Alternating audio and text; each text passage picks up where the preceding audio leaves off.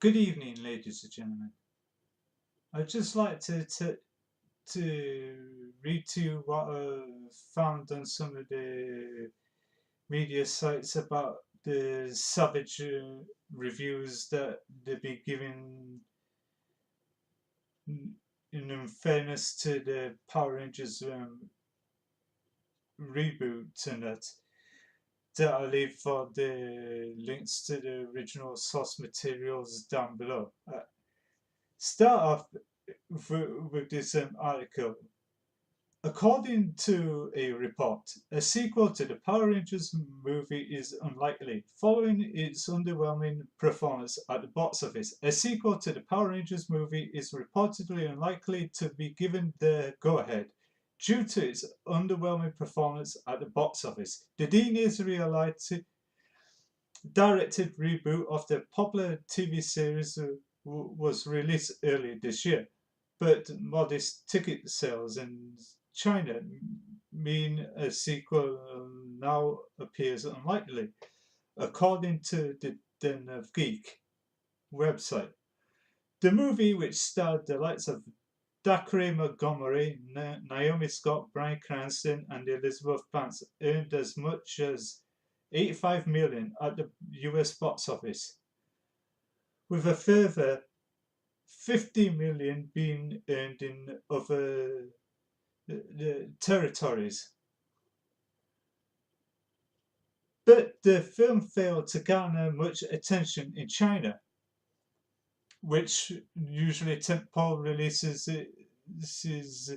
that gets a China theatrical release usually do pretty well large in numbers. And which goes on to make other films in the series. But this all stems to Paul Feig's Ghostbusters.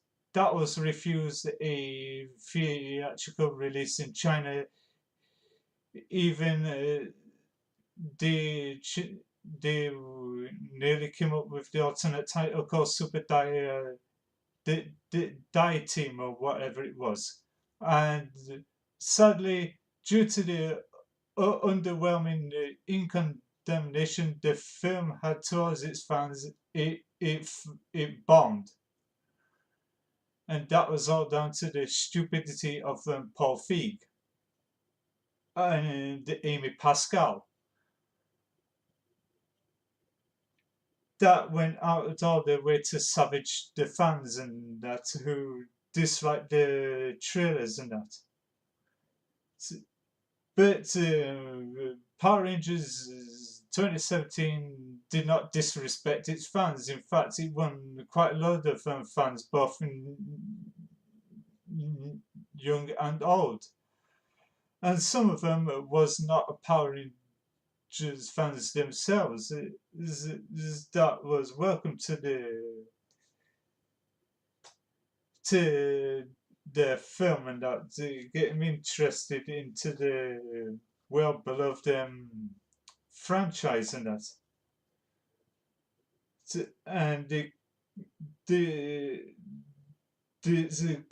goes on, which has become a critical market for the movie industry of recent years because it can breathe life into movies that fail to connect the attention of the United States audiences. Warcraft, however, was a live-action film based on the World of Warcraft series. Did make a moderate success in China, but it failed to connect in the United States.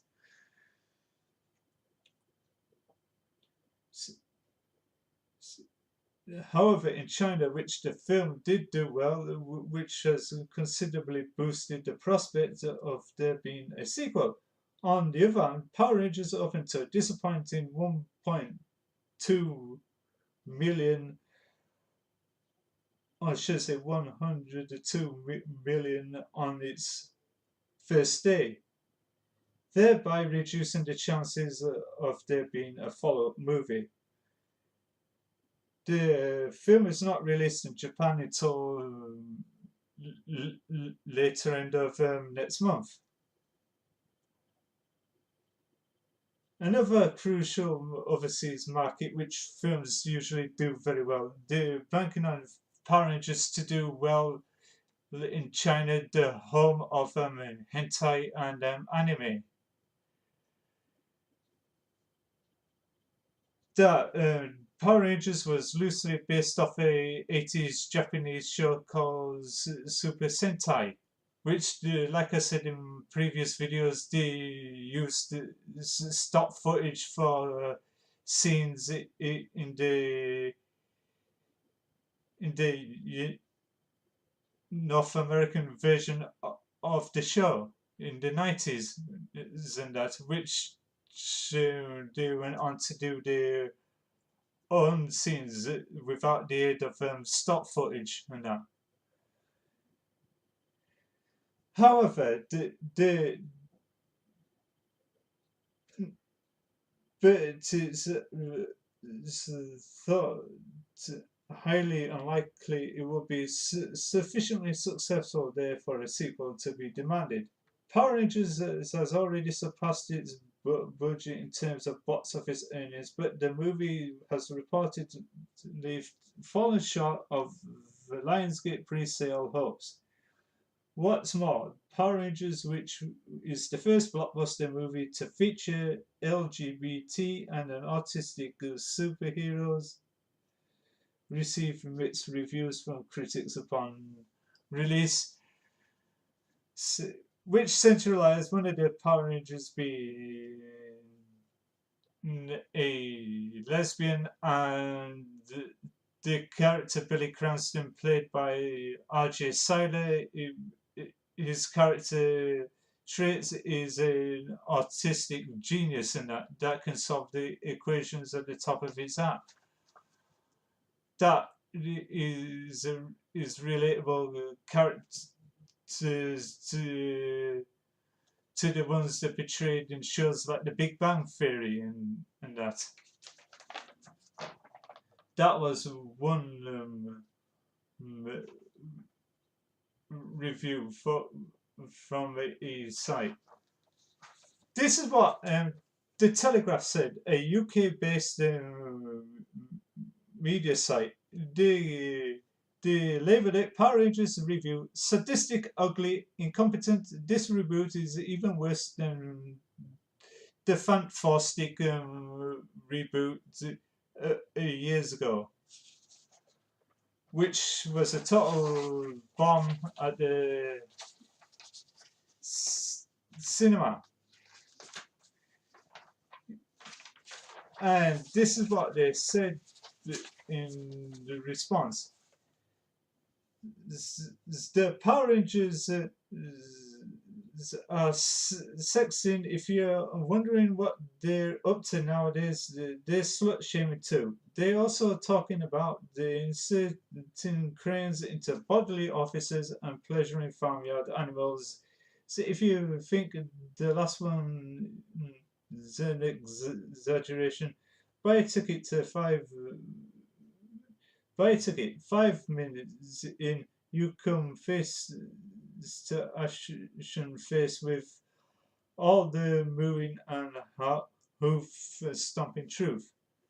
Quote, who thought a graphical joke milking a bull would be promising to start a Power Rangers film is anyone's guess. Screenplay is credited to 5 different people.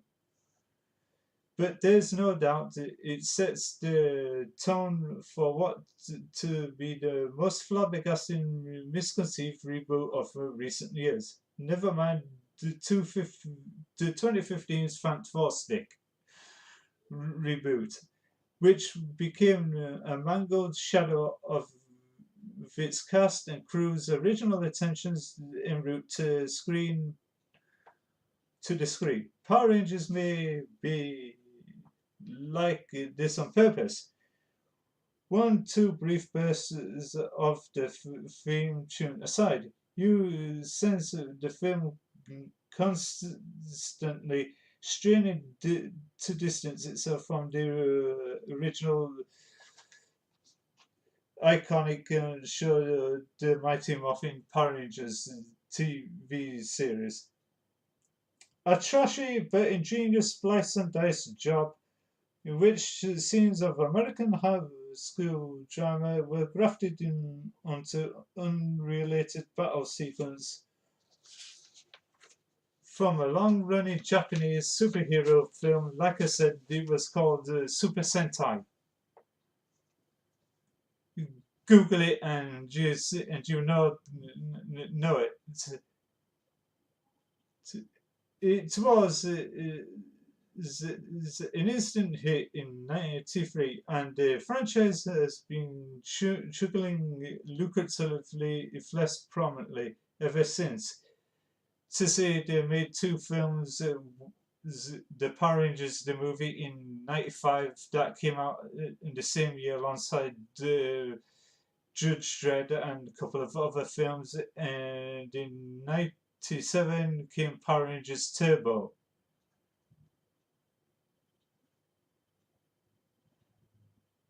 Uh, is continue. Clearly, the blueprint for a new film version should have been Pacific Rim Guillermo Toro's energized, joyous, multicolored kaiju smackdown from 2013.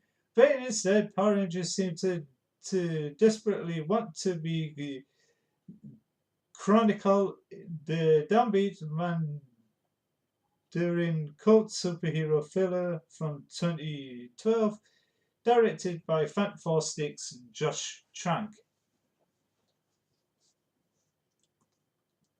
There's a kind of logic at Lionsgate landing in Lionsgate handing directing duties to Dean Israelite, whose slight but charming 2015 debut project Almanac unapologetically positioned itself as Chronicle with a time machine and a John Hughesian detention scene that's in the vein of the Breakfast Club.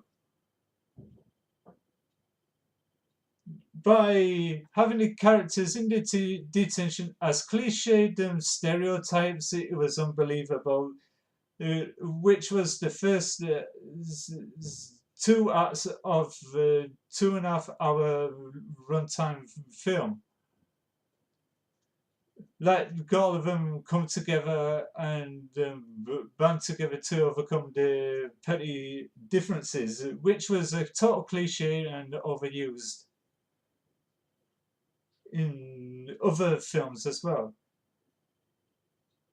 United in adversity, but it's impossible to fathom why the studio decided that's what they wanted in the first place. The result is a film about heroes in rainbow colored leotards who battle giant monsters with robot dinosaurs, in which an hour and 34 minutes pass before those heroes actually get into the hero costumes and fight a bad guy. What's less rapidly explicable, still an arguably and even sadistic, is the way the film keeps pretending that they're about to before plowing its heroes into another cycle of wrestling with real life teenage issues, 16 above, and training at the behest of the great Oz like mentor Zordon, played by Bryan Cranston. To say Bryan Cranston is no stranger to starring reboots that did not fare very well. This harkens to 2012 when he starred in a reboot of Total Recall, which was based on a short story called We Remember It For You Wholesale. That starred Colin Farrell, Kate Beckinsale, and Jessica Biel, in which Jessica Biel won the worst Razzie actress reward, which the film failed to connect with the audience due to the fact it was trying to be a paled imitation to the Arnold Schwarzenegger classic in the 1990s. It failed to connect. That's why Total Recall is considerably a flop alongside RoboCop and a couple of other reboots that tried to connect with its fan base, but it didn't fare very well. And continue. Motion capture done Trumbo bad, and Alpha 5, his Bill Hader voiced the robot psychic. The five leads are also wildly irritating, and despite the heavy stress on their diverse racial backgrounds and quirky personalities, weirdly interchangeable now and again, the film cuts away to the activities of Rita Repulsa, Elizabeth Banks. To say in the film, Elizabeth Banks feels like that she's filming an hour and a half SNL skit. She lost all the originality, what film she was supposed to be filming and what character she's supposed to be playing. I know that original Rita Repulsa in the 90s version was nowhere near next to perfect. Here, the Asian actress stars that have constantly lockjawed and with some other voiceover actresses doing a voice in comedic played for laughs. But what I've seen of Elizabeth Banks's performance in the Power Rangers film, I must agree with critics, it was not the best.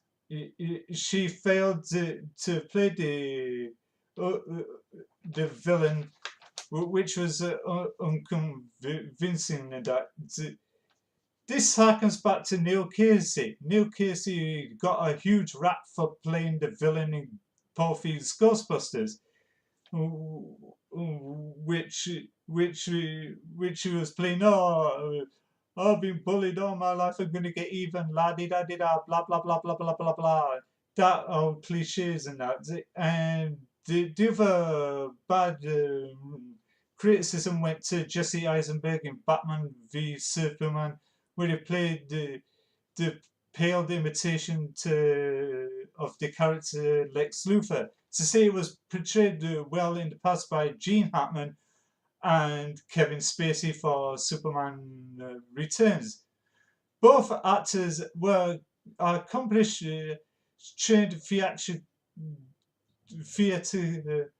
actors and that do know how to act emotion and drama into and comedy into the roles. But with Jesse Eisenberg in Batman vs Superman, failed to do that. So the like I continue about Elizabeth Banks. Whoever casted her needs the head examined. I thought she was an unappealing villainess in a shape or form. I would like to see Rita Repulsa to play by an actress who can pull off the great villainous roles. So kind of like the likes of Sigourney Weaver and Angelina Jolie and Charlize Theron, who can all pull both the heroic and the villainous side of the persona. But with Elizabeth Banks, like I said,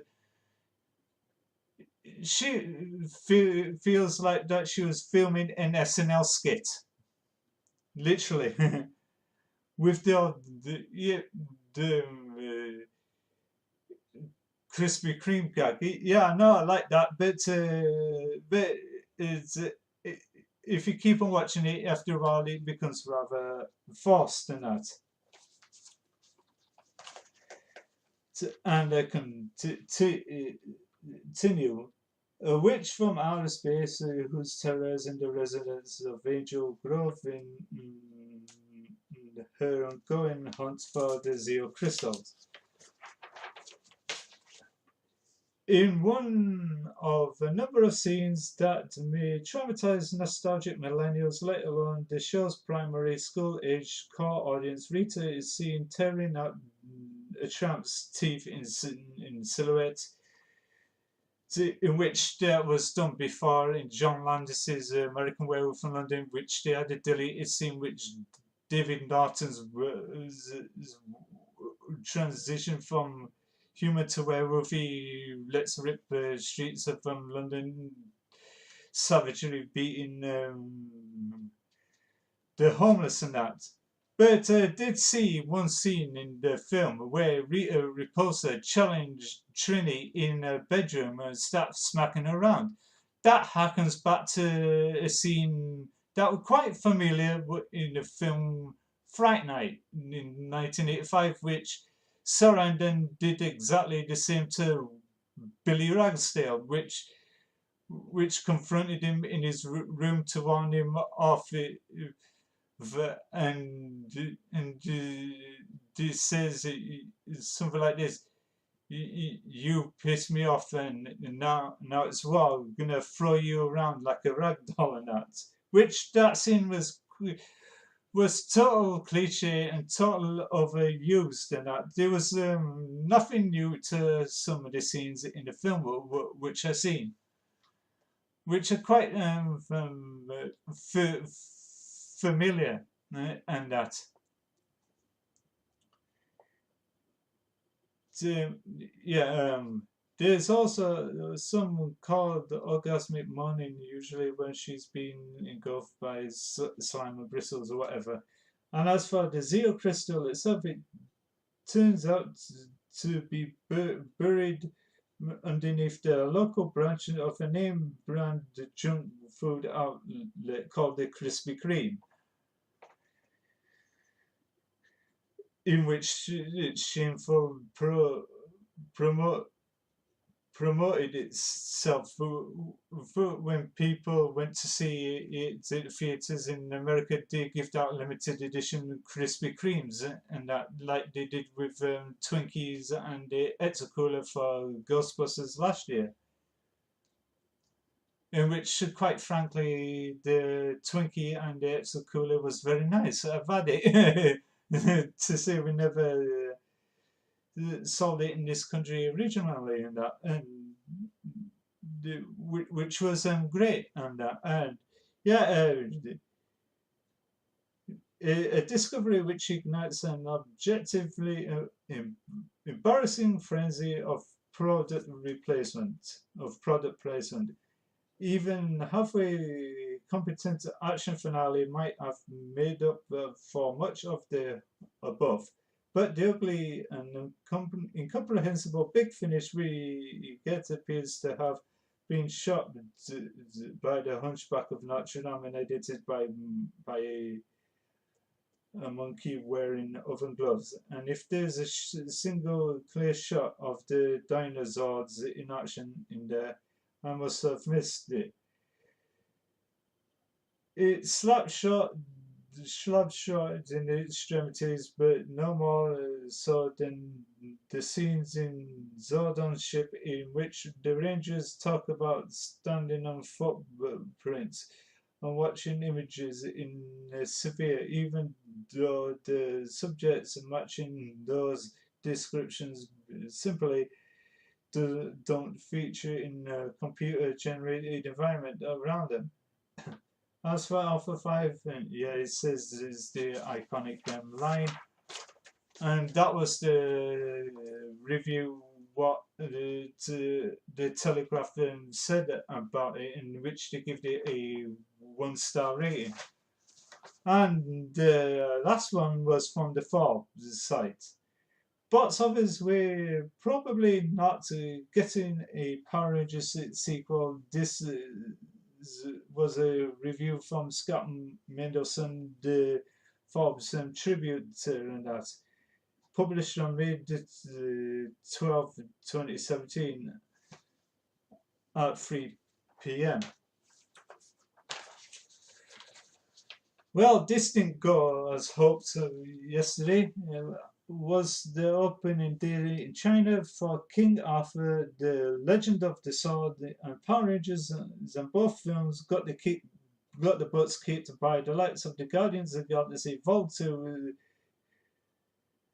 that reached 68 million in 8 days. But Bollywood report Dingo 32 million thus far. King Arthur earned just 100.5 million on its opening day, but we knew that was coming, and it just means that the multi-film Knights of the Round Table franchise isn't meant to be. But Power Rangers is the real tragedy, earning just 100.2 million on its first day, and arguably sealing its fate. Bearing a post-theatrical miracle, it's one and done for the Power Rangers franchise. If you had told me a few years ago, not only would the live Power Rangers the movie would have turned out to and something, yeah, because it printed it off and it got cut at the bottom, and you continue. That's a pretty decent Power Rangers would nevertheless fail to spawn a viable franchise. I would have been a little shocked, but here we are. Well, as the mix was the review, Dean Israelite directed the origin story fantasy opened with the best case scenario of 40 million on opening weekend. At the end of March, it sank like a stone and will end in its dramatic run with just 85 million. And while there was a presumption overseas grosses would gross at least whatever it made in North America, if not the standard 40.60 split, that didn't happen. The Lionsgate release, which stars Dickory Montgomery, Naomi Scott, Archie Silent, Ludie Lunn, and Becky G, known as Rebecca Gomez, has barely made 50 million overseas, heading into its weekend with a horrible China debut. We're likely looking at the best case scenario around 10 million. So the Elizabeth Banks, Bryan Cranston sci-fi action would expect to find a worldwide gross of around 145 million worldwide, plus whatever it earns in Japan in 2 months from now, which is next month. On a budget of around 100 million. So while the film made make money for Lionsgate, domestic distributor, and not on the hook for the whole 100 million cost. It's an overall money loser as it exits domestic theatres and enters the post-theatrical market via digital and physical media on June the 13th and on Blu-ray on June the 27th. With mixed reviews was a lack of interest beyond the hardcore fanbase who showed up on its opening weekend and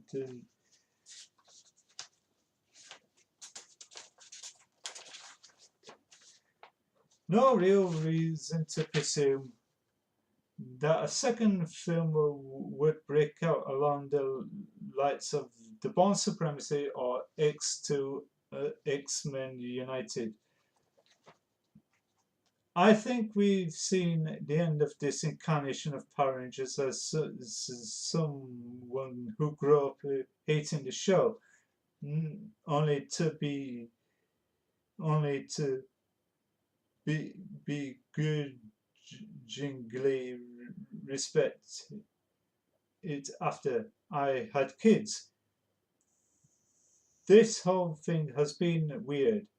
I like the movie a lot more than I expected to.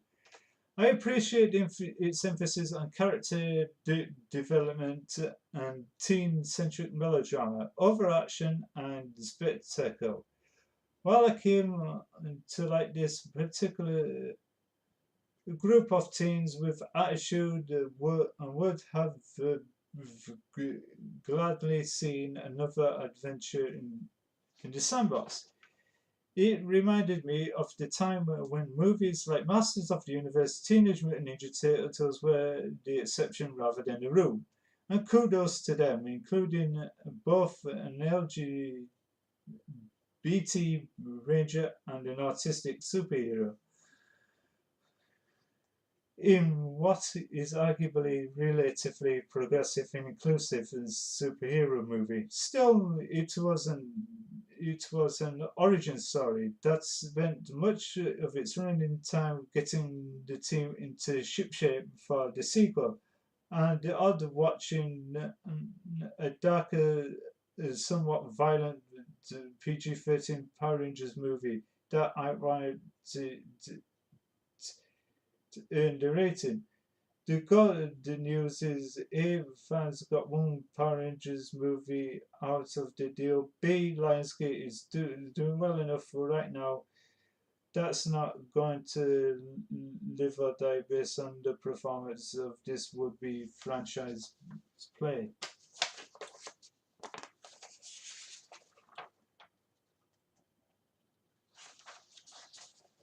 Then he finishing off with this.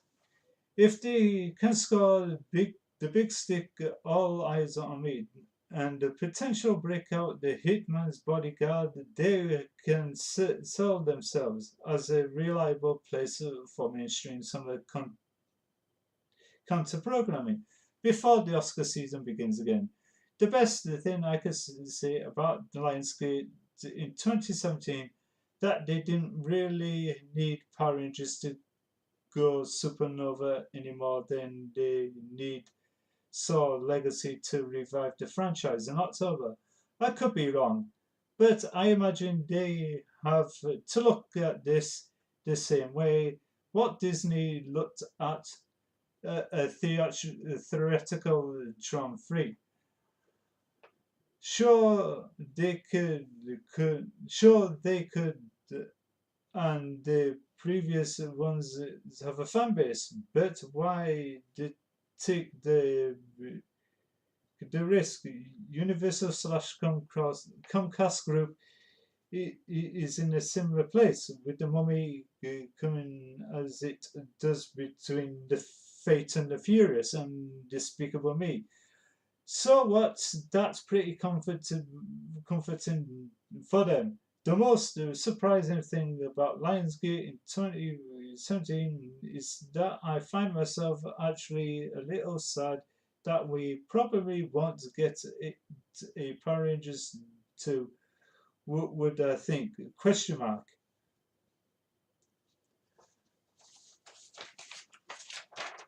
So what I read. So what I read was the critics was not kind of welcoming to the whole concept of the Power Rangers film. They thought it had so many missteps along the way, but I chimed on in and blamed it on the performance of Elizabeth Banks. She's a fine actress. Elizabeth Banks is a fine actress. She's capable of doing better crafted work in comedy and action films. So like she did the Hunger Games series that starred alongside Jennifer Lawrence, which I've seen clips of her in action. She's capable of crafting characters that way. But when she's playing over the top villain, which been overdone in that in the past, like Joel Schumacher's Batman franchise, like with Batman Forever, which both Tommy Lee Jones and Jim Carrey reported to have differences on the set. Both of them got criticised as playing the pale imitation versions of the Riddler, and likewise with Batman and Robin, with Uma Thurman and that, which they lost their mind. This type of villain, which they totally overdone. It's like I said earlier on in this video, the final examples were Jesse Eisenberg.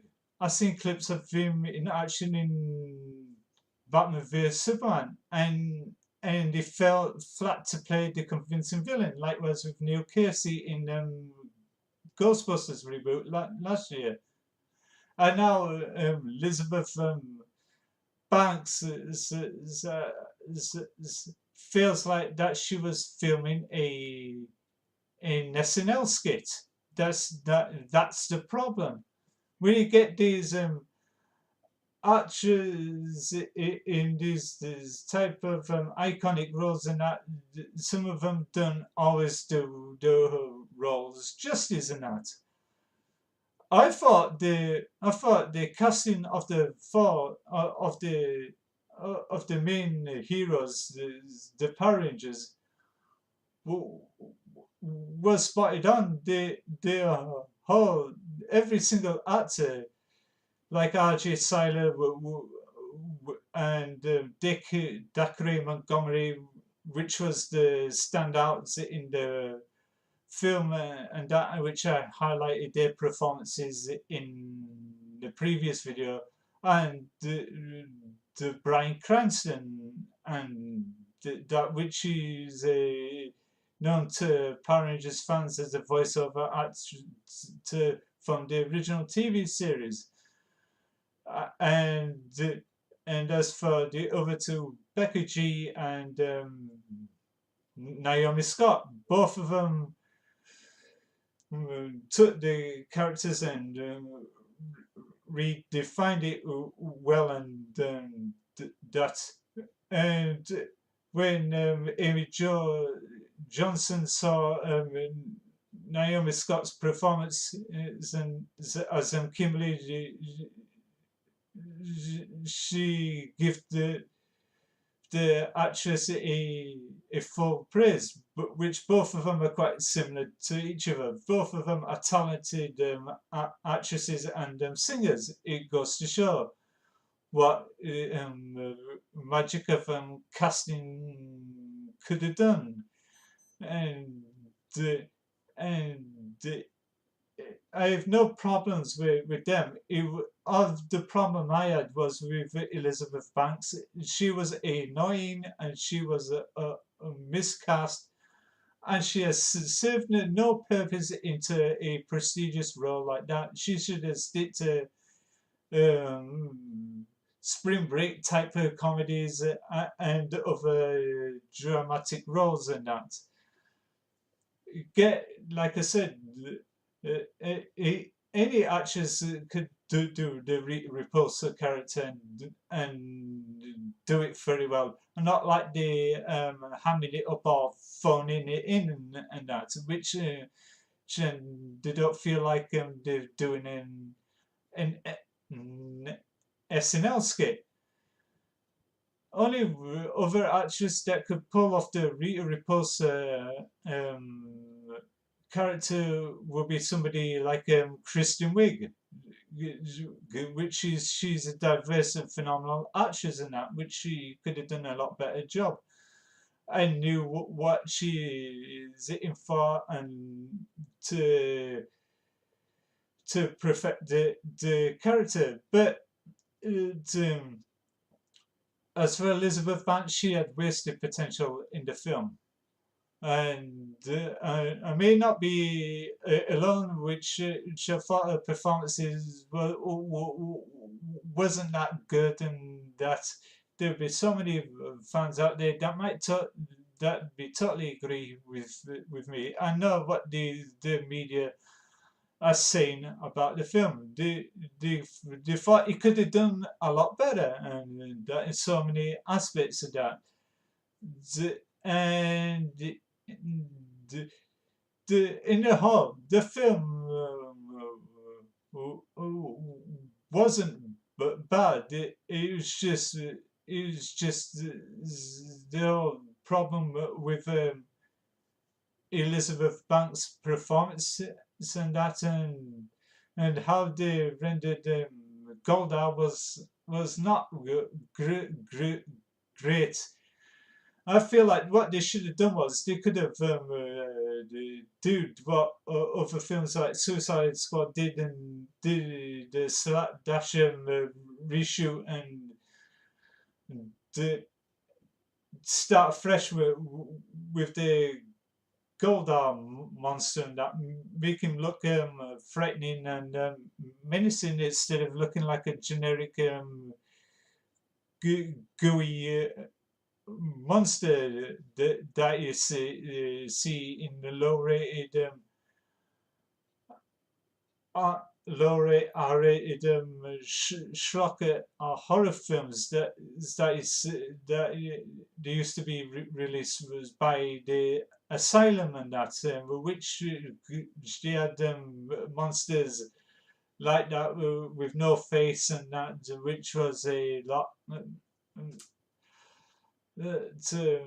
goofy and that, but with the whole concept of Golda, it looks awful. Who wants to buy that as a toy? I sure wouldn't. Yeah, those are the two elements that did not work as well as they hoped. It was the Elizabeth Banks, the choice of Elizabeth Banks as Rita, and the whole concept of Golda, the monster, or whatever you would like to call it. And that was my news response of what the media had to say about the Power Rangers film. And don't forget to follow me on Twitter at Frankie Smales. I'm on Facebook, Blogger, and so many other media outlets.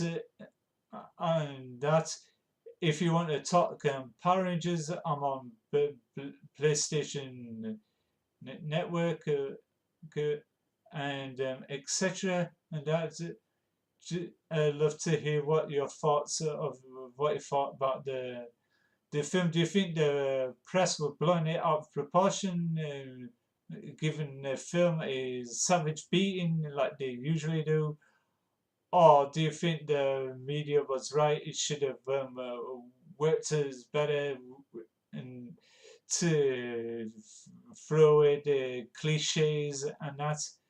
And wherever you are in the world, have a great night and a great day, and stay safe and fairly well.